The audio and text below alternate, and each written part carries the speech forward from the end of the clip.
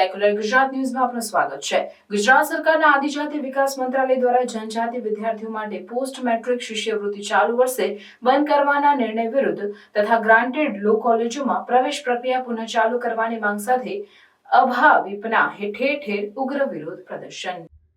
રાજ્યના વિવિધ જિલ્લાઓમાં શિષ્યવૃત્તિ બંધ કરતા પરિપત્રોની હોડી, રસ્તા રોકો તથા સદબુદ્ધિ હવન યોજી નોંધાવ્યો વિરોધ।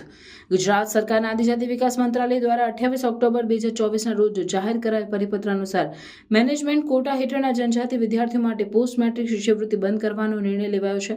ચાલુ શૈક્ષણિક વર્ષ 2024-25 પ્રવેશ પ્રક્રિયા દરમિયાન જે તે એન્જિનિયરિંગ, નર્સિંગ જેવી કોલેજમાં સ્કોલરશિપ સહાયથી એડમિશન લઈ લીધા બાદ આ ઠરાવ કરવામાં આવેલ હોવાથી ખૂબ મોટી સંખ્યામાં જનજાતિ વિદ્યાર્થીઓ અસમંજસમાં મુકાયા છે તથા રોષની લાગણી અનુભવી રહ્યા છે। સંસ્થાઓ દ્વારા હવે સ્કોલરશિપ બંધ થઈ જતા ફી ઉઘરાવતા કેટલાય જનજાતિ વિદ્યાર્થીઓ ભણતર છોડી રહ્યા હોય તેવું જણાઈ રહ્યું છે। અભાવિપ દ્વારા અગાઉ પણ આદિજાતિ વિભાગના આ નિર્ણય સામે રોષ વ્યક્ત કરી જનજાતિ વિસ્તારોમાં કલેક્ટરના માધ્યમથી આવેદનપત્ર આપવામાં આવેલ છે।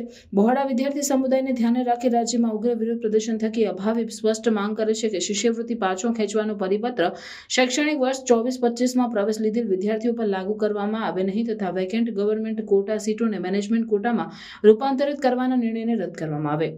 રાજ્યની 28 ગ્રાન્ટેડ લો કોલેજનો પ્રશ્ન પાછલા ઘણા વર્ષોથી પડતર છે।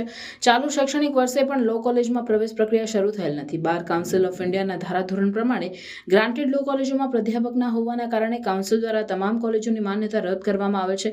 ગત વર્ષે પણ અભાવિપ દ્વારા રાજ્યના તમામ જિલ્લા કેન્દ્રો પર લો કોલેજોમાં પ્રવેશ પ્રક્રિયા શરૂ કરવાના મુદ્દા સાથે આવેદનપત્ર આપવામાં આવેલ। ગુજરાતના કાયદા વિદ્યા શાખામાં અભ્યાસ ઇચ્છુક વિદ્યાર્થીઓને રાહત દરે સુલભ શિક્ષણ મળી રહે તે માટે તમામ ગ્રાન્ટેડ લો કોલેજોની સ્થિતિમાં સુધારો અતિ આવશ્યક જણાઈ રહ્યો છે। વિદ્યાર્થી હિતમાં અભાવિપ રાજ્યના વિવિધ જિલ્લાઓમાં ઉગ્ર આંદોલન થકી સ્પષ્ટ માંગ કરે છે કે સરકાર દ્વારા રાજ્યની ગ્રાન્ટેડ લો કોલેજોમાં બાર કાઉન્સિલ ઓફ ઇન્ડિયાના ધારાધોરણો પ્રમાણે પ્રાધ્યાપકોની ભરતી કરવામાં આવે, આ તમામ કોલેજોની ગ્રાન્ટમાં વધારો કરવામાં આવે તથા ત્વરિતપણે પ્રશ્નના નિરાકરણ સાથે પ્રવેશ પ્રક્રિયા શરૂ કરવામાં આવે।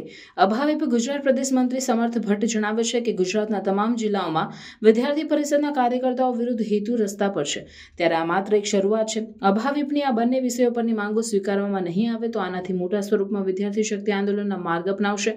શિક્ષણ એ સૌનો મૂળભૂત અધિકાર છે। અભાવિપનો એક કાર્યકર્તા વિદ્યાર્થી હિત માટે સમસ્યાના નિરાકરણ સુધી લડત આપતો રહેશે। રિપોર્ટર ઇકબાલ ચિસ્તી, મોડાસા, અરવલ્લી। સમાચારોની અવનવી અપડેટ્સ માટે જોતા રહો સેક્યુલર ગુજરાત ન્યૂઝ। સાથે સેક્યુલર ગુજરાત ન્યૂઝ ચેનલને લાઇક, શેર અને સબસ્ક્રાઇબ કરો અને બેલ આઇકોન દબાવીને સમાચારોની ઝડપી માહિતી મેળવો।